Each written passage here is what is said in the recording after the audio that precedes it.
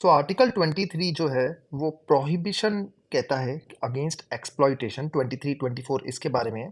Article 23 specifically जो है वो prohibition of traffic in human beings and forced labour के बारे में है। मतलब किसी भी आदमी से जबरदस्ती उसके कंसेंट के बिना आप काम नहीं करा सकते। अगर वो हाँ कहता है तभी आप काम कराइए, वरना आप काम नहीं करा सकते। थोड़ी सी अगर इसकी इंग्लिश देखें तो ये है 23 का 1 है, traffic in human beings and begar and other similar forms of force labour are prohibited and any contravention of this shall be an offence punishable in accordance with law. का आर्टिकल 23 का 2 जो है वो ये भी बताता है, nothing in this article shall prevent the state from imposing compulsory service for public purpose and in imposing such service the state shall not make any discrimination on grounds only of religion, race, caste or class or any of them। तो अगर इसको थोड़ा सा detail में जाए दोस्तों, सबसे पहले 23 का ए मैं थोड़ा सा डिस्कस करूंगा कि ट्रैफिक नहीं कर सकते आप, ह्यूमन ट्रैफिकिंग। तो इस ट्रैफिक इन ह्यूमन बींग्स का मतलब ये होता है ये कि आप उनकी ज़ोर ज़बरदस्ती से उनको एक्सप्लॉइट करने के लिए आप ले जा रहे हो। इसमें मल्टीपल चीज़ें आती है, या तो आप किसी वर्क के लिए ले जा रहे हो, या जनरली चाइल्ड को उठा के ले जा रहे हो। काफ़ी बार वुमेन को भी उठा के ले जाते हैं, राइट? सेक्सुअल एक्सप्लॉइटेशन के लिए वो भी इसी कैटेगरी के अंदर आता है दोस्तों, ट्रैफिकिंग इन ह्यूमन बींग्स। बच्चों को जो ले जाते हैं फिर उनसे भीख मंगाते हैं, तो वो भी सब यही कैटेगरी में आता है, traffic in human beings. Kind of ये मॉडर्न डे स्लेवरी है कि उनके कंसेंट के बिना काम करा रहे हो, आप काम करा रहे हो, राइट?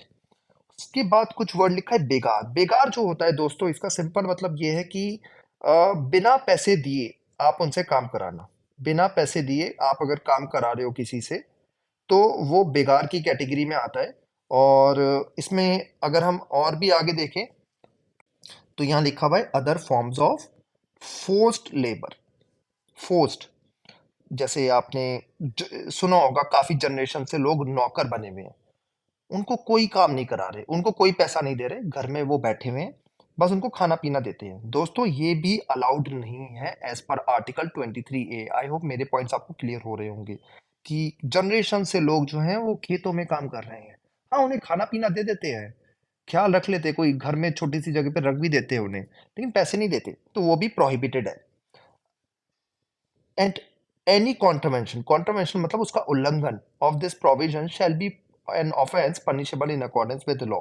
यहाँ थोड़ा सा ध्यान दीजिएगा या देना होगा दोस्तों आपको। जैसे आर्टिकल 17 अनटचेबिलिटी में था, आर्टिकल 23 ये नहीं बताता कि अगर आपने उल्लंघन किया तो आपको सजा क्या होगी। इसके लिए दोस्तों लॉ बने हुए हैं, ह्यूमन ट्रैफिकिंग वगैरह के, और भी स्लेवरी के काफी सारे लॉज बने हुए हैं, एक्ट्स बने हुए हैं, लॉ बने हुए हैं जो लेजिस्लेट करके आपके पार्लियामेंट ने पास करे हुए हैं, तो उसके अकॉर्डिंग उनको सजा होगी। तो आर्टिकल 23, ध्यान से वर्ड सुनिए, आर्टिकल 23 जो है वो ये नहीं कह रहा कि कितनी सजा होगी, लेकिन आर्टिकल 23 ये क्लियरली बोलता है कि ये प्रोहिबिटेड है, और ये जो है अगर उसका कोई उल्लंघन करेगा तो उसको सजा होगी एज पर लॉ। लॉ जो है वो पार्लियामेंट ने ऑलरेडी बना रखे हैं। तो ये आर्टिकल 23 का एक है। आर्टिकल 23 का 2 जो है वो थोड़ा सा बचाने के लिए दोस्तों, कि कहीं ऐसा ना हो कि आर्टिकल 23(1) की वजह से ये कह दिया जाए कि सरकार भी कोई रूल नहीं बना सकती।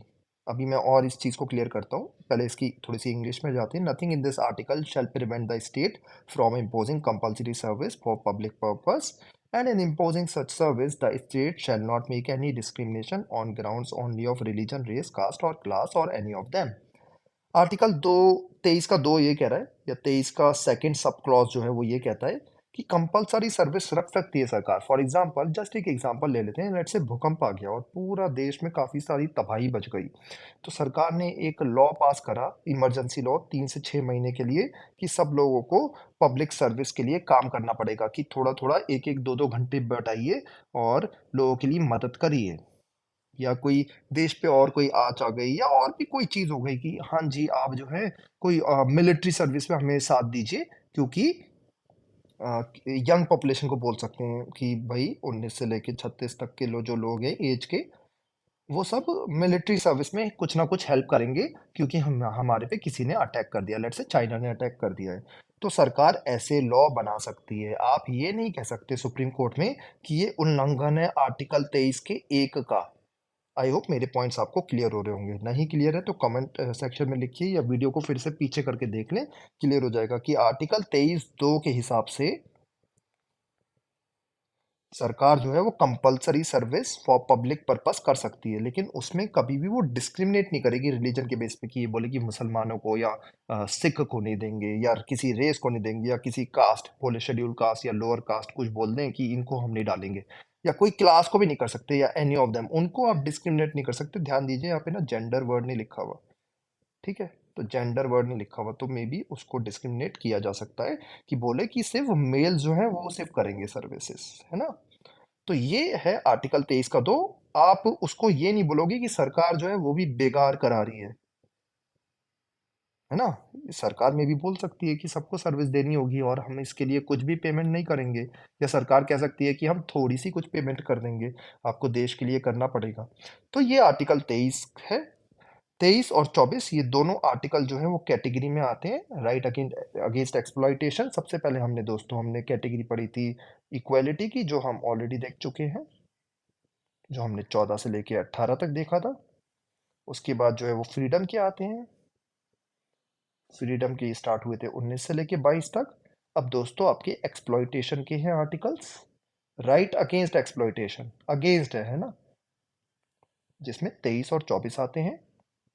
आगे जैसे जैसे हम पढ़ते जाएंगे मैं आपको बताते जाऊंगा चीजें, right.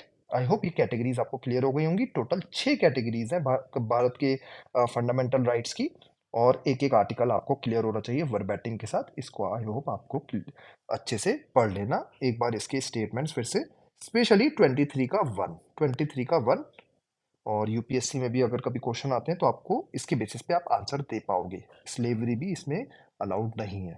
That's all, thank you.